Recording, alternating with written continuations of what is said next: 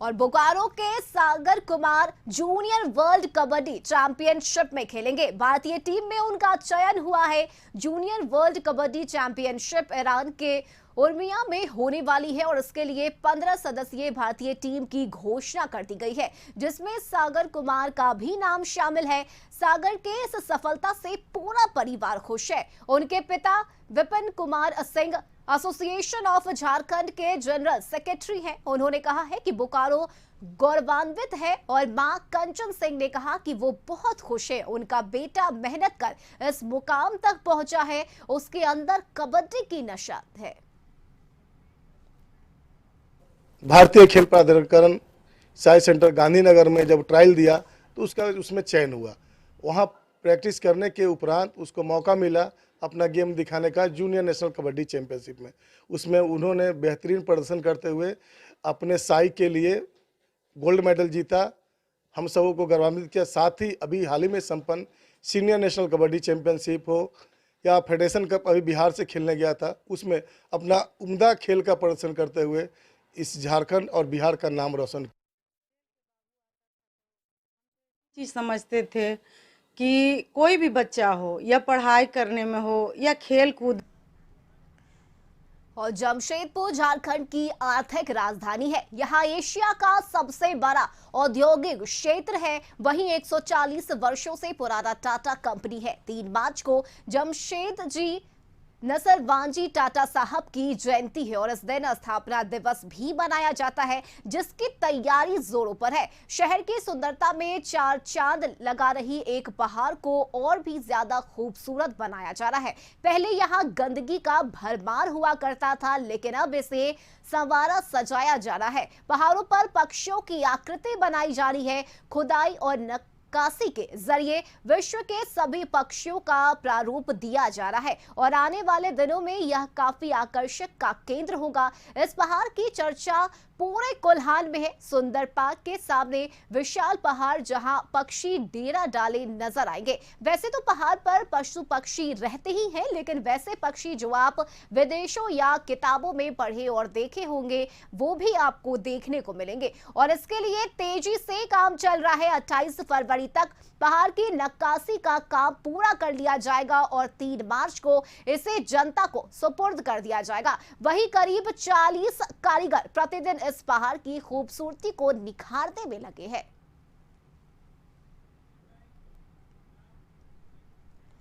और Jharkhand tourist development corporation की ओर से कोडरमा के उर्वा में संचालित झील रेस्टोरेंट को संचालित करने के लिए जिला प्रशासन ने अधिग्रहित कर लिया है।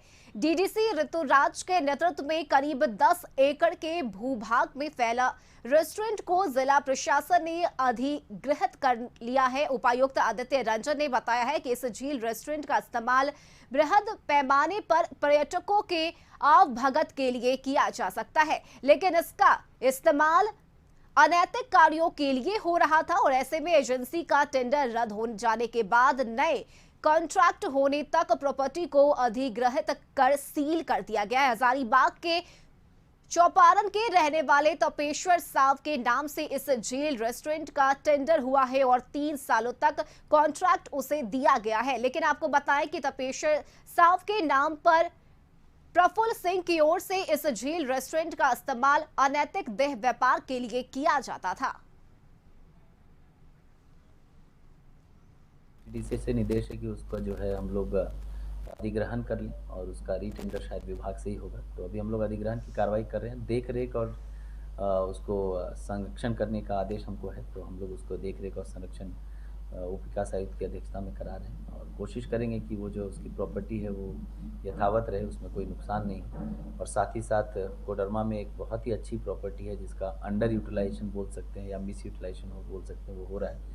वो बेस्ट यूटिलाइज कैसे हो इसके संबंधी हम लोग डीटीपीसी में पारित करके विभाग को भी थोड़ा सा दिशा निर्देश लेने का प्रयास करेंगे और विभाग को सूचना भी देंगे। धनबाद जंक्शन पर गया आसनसोल मेमू पैसेंजर ट्रेन के शख्स रणविजय कुमार की मौत हो गई। सूचना मिलते ही रेलवे चिकित्सक, आरपीएफ और राजकीय रेल पुलिस मौके पर पहुंचकर जांच में जुटी है और बताया जा रहा है कि 53 वर्षीय रणविजय कुमार किडनी बीमारी से ग्रसित थे और वे अपना डायलिसिस कराने के लिए धनबाद गया आसनसोल मेमू पैसेंजर से आ रहे थे और इसी दौरान ट्रेन में ही उनकी आकस्मिक मौत हो गई, जिसके बाद पूरे ट्रेन में हड़कंप मच गया। मृतक की बेटी रुचि ने अपने पिता को पोस्टमार्टम नहीं कराए जाने की अपील की। वहीं रेल पुलिस अमरजीत प्रसाद ने बताया कि मृतक के परिजन भी यहां पर आ चुके हैं और कानूनी प्रक्रिया के तहत जांच करने के बाद बॉडी को उनके परिजन को सुपुर्द कर दिया जाएगा। गया आसनसोल पैसेंजर में यात्रा कर रहे थे। रणविजय कुमार नाम है इनका और इनकी डायलिसिस चल रही थी, तो यात्रा के क्रम में ही इनकी मृत्यु हो गई है। चिकित्सक ने स्टेशन पर उतारकर इनकी मृत्यु घोषित किया। अब इनके परिवार के सदस्य आ जाने के बाद आवश्यक कार्रवाई की जा रही है। और खबर बोकारो से, जहां निजी विद्यालय की मनमानी चरम पर है और ऐसा ही एक मामला सामने आया है, जहां 8वीं के छात्र को फीस नहीं जमा करने पर चीराचास स्थित पांडा इंटरनेशनल स्कूल की ओर से परीक्षा से वंचित रखा गया। जब छात्र के पिता ने कर्ज लेकर फीस जमा की तो छात्र को स्कूल में परीक्षा देने के लिए स्कूल में घुसने तक नहीं दिया गया। स्कूल के इस मनमानी की शिकायत लेकर छात्र के पिता और छात्र जिला शिक्षा अधीक्षक के पास पहुंचे और अपनी फरियाद लगाई। जिला शिक्षा अधीक्षक नूर आलम खाने ने स्कूल के प्रिंसिपल को फोन से फटकार लगाई और कहा कि अगर छात्र को परीक्षा देने से वंचित रखा गया तो प्रबंधन पर कार्रवाई की जाएगी। का फीस कंप्लीट था, सिर्फ दिसंबर का महीने का पैसा बाकी था। हमने रिक्वेस्ट भी कहा वहाँ के मैनेजमेंट से, स्कूल मैनेजमेंट से, पांडा इंटरनेशनल स्कूल मैंने उनसे मैनेजमेंट से रिक्वेस्ट भी कहा। उन्होंने मेरा एक भी ना सुना। उन्होंने कहा नहीं, फी जमा होगा तभी हम बच्चे को एग्जाम में बैठने देंगे। बोले मैडम 10 दिन का मोहलत दीजिए मेरे को, मैं 10 दिन बाद फीस जमा कर दूंगा। महीने का अंतिम लास्ट महीना है, मैंने 10 तारीख तक जमा कर दूंगा। बोले नहीं, अभी तुरंत फी जमा कीजिएगा। तो हम कर्जा लेके आप उस बच्चे को लेके फी दे के भेजे। आज ये कल का मामला था, आज फी दे के भेजे। बच्चे से फी भी ले ली स्कूल प्रशासन, फी कार्ड में लिखी भी है और स्कूल से भगा दी। कतरास में धनबाद नगर निगम ड्रेनेज एंड सीवरेज योजना को धरातल पर उतारने की कवायद शुरू कर दी गई है। नगर निगम सर्वे का कार्य एजेंसी कंपनी को सौंपा गया है और वार्ड संख्या 1, 2, 3, 4 के इलाके में योजना के तहत पाइपलाइन बिछाने के लिए कंपनी के कर्मियों और अधिकारियों ने सर्वे कर सूची तैयार करने का कार्य कर रही है। वहीं एजेंसी आपको बताएं कि एनजेएस कंपनी के जयकृष्ण प्रसाद ने जानकारी देते हुए कहा कि सीवरेज का पाइपलाइन बिछाने जा रहे हैं और जगह जगह बड़े बड़े टैंक लगेंगे। टोटल सीपेज टैंक में स्टोर होगा और नगर निगम के इलाके में रहने वाले लोगों के आवासों से सीपेज का पाइपलाइन का कनेक्शन किया जाएगा।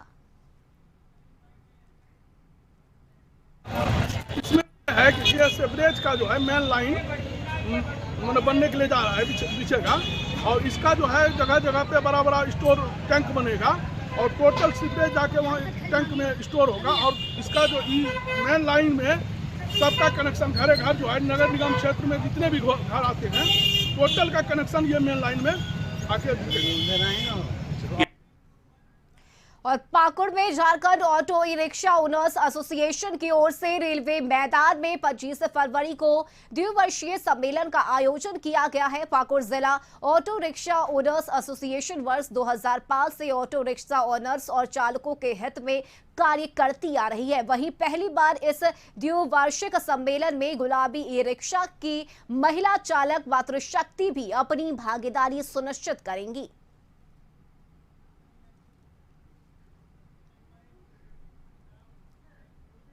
और पाकुड़ में पति ने अपनी पत्नी की गला दबाकर हत्या कर दी। मामला महेशपुर थाना क्षेत्र के नारायणगढ़ गांव की है, जहां पति दिनेश हेम्ब्रम ने पत्नी बबली उर्फ बबलू की गला दबाकर हत्या कर दी और सूचना मिलते ही महेशपुर पुलिस घटनास्थल पर पहुंची और शव को पोस्टमार्टम के लिए अस्पताल भेज दिया। वहीं घटना के बाद से आरोपी पति दिनेश फरार हो गया है और फिलहाल पुलिस मामला दर्ज कर आरोपी की गिरफ्तारी को लेकर छापेमारी कर रही है।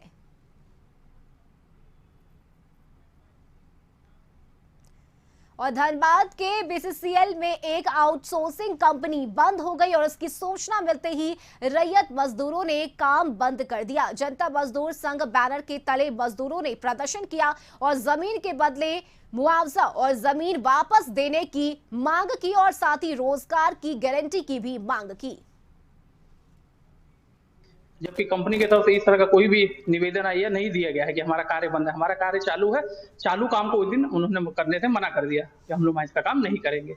मतलब इन दोनों में जो एक आशंका बने कंपनी जाने वाली यहाँ नहीं सर, कंपनी जाने वाले इस तरह का कोई भी यहाँ से आवेदन या किसी ने नहीं बताया है ना। कंपनी प्रबंधन द्वारा इस तरह का कोई भी बात नहीं किया गया है, न तो कोई नोटिस दिया गया है। ये बात अफवाह तरह है, अफवाह है एक तरह से। उनसे पूछा भी जा रहा है तो इसका कोई स्पष्टीकरण देने के लिए कोई भी तैयार नहीं है।